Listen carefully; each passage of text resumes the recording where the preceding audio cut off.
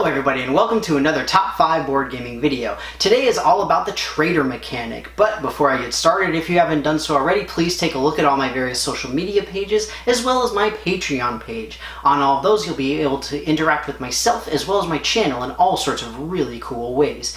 Getting right into it, the Traitor mechanic is essentially when you have an otherwise cooperative game, but you have one or more people who are actively working against the group in some way. Now typically these games will have separate goals for the treacherous people or person and the rest of the group. Now in general what you'll want to do is you want to pretend that you're helping out, but you're not really in relatively subtle ways. So it's a really fun psychological game that you're playing against the players as much as you're playing against the game. Now with that said, you guys know I love hearing from you, so please let me know all of your favorite Traitor mechanic games in the comments below. I love to hear your guys' ideas and your personal favorites and all of that great stuff. But that said, we are going to get started with my number 5. At number 5, I've got Cash and Guns. In this game, it kind of turns the cooperative aspect on its head, where everybody is a bank robber and you're all trying to split up the loot from the most recent heist. In this, the traitor, so-called, is an undercover police officer who may or may not be there, depending on how it goes in game setup. That said, it's lower on the list simply because you definitely have the psychological aspect of who the traitor, the good police officer, is, in that everybody is throwing accusations all around, but overall the game is just meant to be goofy kind of fun. It's not meant to be a really serious sit-down brain burner type of thing, so that's why it's lower on the list. But if you have an inkling for a Traitor mechanic, Cash and Guns can definitely scratch it, and it is my number 4.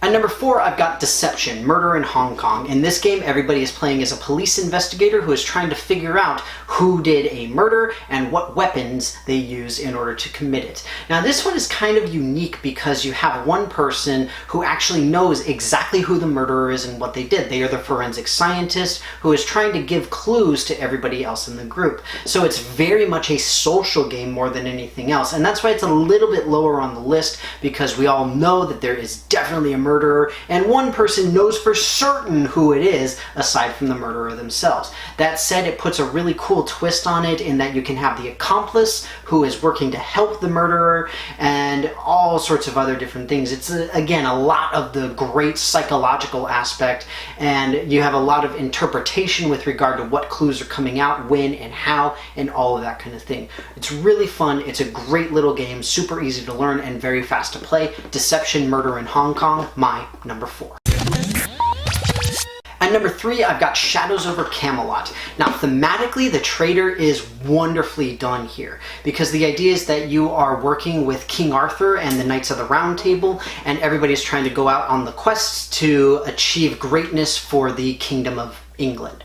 And so that means that you're trying to find the Holy Grail, get Excalibur, and all of these kinds of things, while the Traitor is actively working against them, doing whatever subtle things that you want. And so I really adore the psychology of this particular Traitor mechanic, because you have to work extremely subtly, whereas the other ones you can be a little bit more blatant with it. In this one, you really have to pretend that you're helping out just a little bit, just enough that people suspect you a little bit less at least. That said, you're always hiding your cards so nobody knows exactly what you've got, and all sorts of other really cool things. There's some great subtlety to it. That said, the expansion actually adds the ability to have another Traitor and a bunch of other really cool random things, but it's a really fun game. It's a great implementation of the Traitor mechanic, not to mention the fact that there may not even be one depending on how you set the game up. But that said, Shadows over Camelot is my number 3. At number 2, I've got Battlestar Galactica. Very similarly to Shadows over Camelot, thematically you really cannot beat this. For anybody who has seen either the new or the old show of Battlestar, then you know everybody's a Cylon. That's essentially how it works. And the game works the same way, where people are assigned the, quote, role of being a Cylon, which is the traitor in this particular game. And like Shadows over Camelot, you've got various things that you're all trying to do as a group. You're trying to keep the ship together, destroy the Cylons, and all this this other kind of thing, and essentially make hyperspace jumps to get away from everyone. While again, the Cylons are trying to very subtly work around and make things a little bit harder on the people who are actually there. It's tremendously fun. It's really difficult to do. Like all these other games, the psychology aspect is really on point, and thematically, it literally follows directly from the TV show, so it's absolutely amazing. It is a little bit more complicated though, takes some more time to play and learn, but it is well worth it. Battlestar Galactica, my number 2. And number 1, I've got Dead of Winter, the post-apocalyptic zombie survival game. In this case, everybody is trying to survive the winter with all the zombies attacking, which means that you have to collect supplies and do all sorts of crazy stuff like that.